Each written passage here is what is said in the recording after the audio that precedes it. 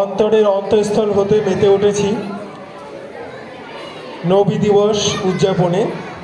এখন বিদায় হজের বাণী সম্পর্কে সংক্ষিপ্ত মূল্যবান কথা তুলে ধরছেন আমাদের মাদ্রাসার সহকারী শিক্ষক জনাব আনসার হোসেন সাহেব।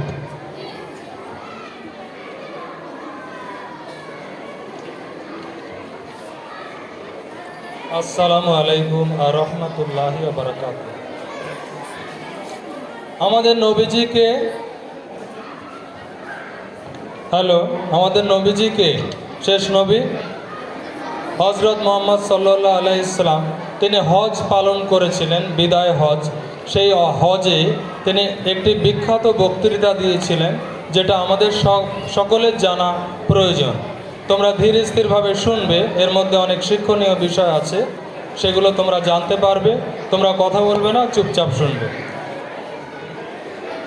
আরবি 10ম হিজরি সনে বিদায় হজ অনুষ্ঠিত হয়।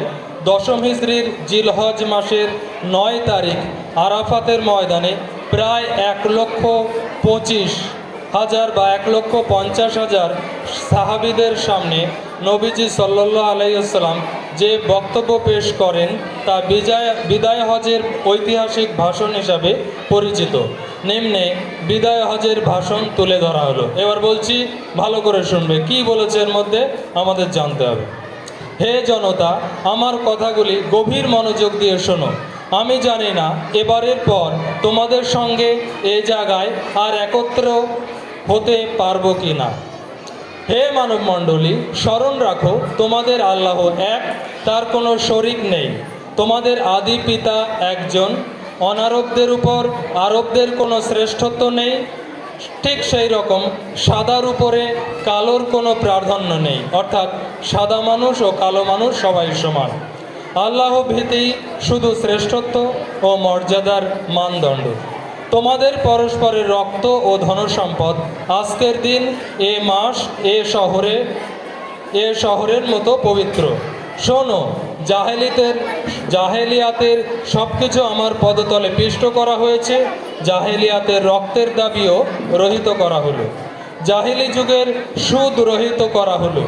আমাদের মধ্যকার প্রথম যে সুদ আমি রহিত করেছি তা হলো আব্বাস ইবনে আব্দুল মুত্তালিবের সুদ।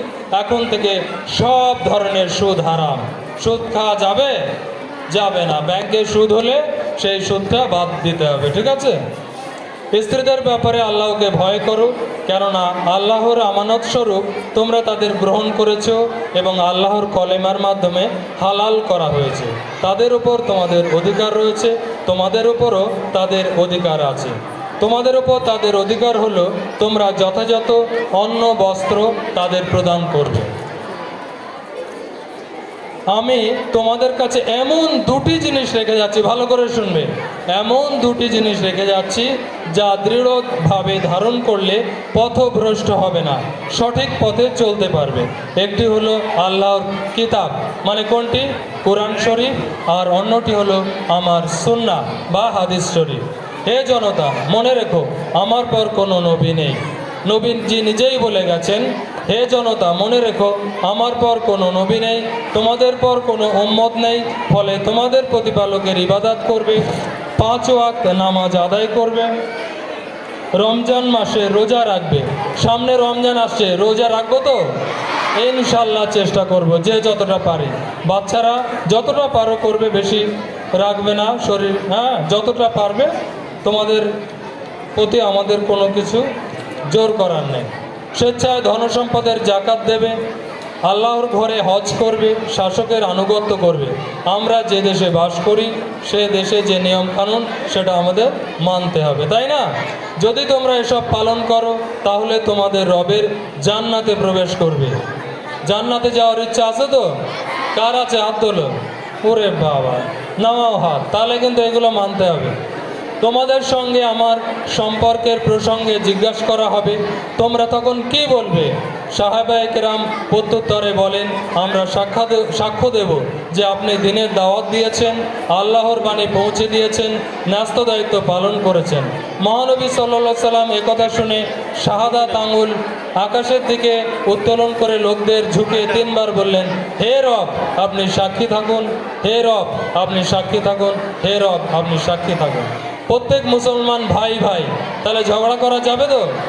তোমরা তোমাদের দাস দাসী সম্পর্কে সতর্ক থাকবে, তোমরা যা খাবে তাদেরও তা খেতে দেবে, তোমরা যা পরিধান করবে তাদেরও তা পড়তে দেবে, তাদের অপরাধ ক্ষমা করে দেবে, শাস্তি দেবে না। হে মানব জাতি, ধর্মের ব্যাপারে বাড়াবাড়ি করবে না, কেননা অতীতের অনেক জাতি এই বাড়াবাড়ির কারণে ধ্বংস হয়েছে। উপস্থিত ব্যক্তিদের দায়িত্ব হবে আমার এই কথাগুলো অনুপস্থিত লোকদের কাছে পৌঁছে দেওয়া। তাহলে নবীজির কথাগুলো আমি তোমাদের পৌঁছে দিলাম, তোমরা শুনতে পেয়েছো তো? হাত তোলো কে কে শুনেছো? জাযাকাল্লাহ খায়রা।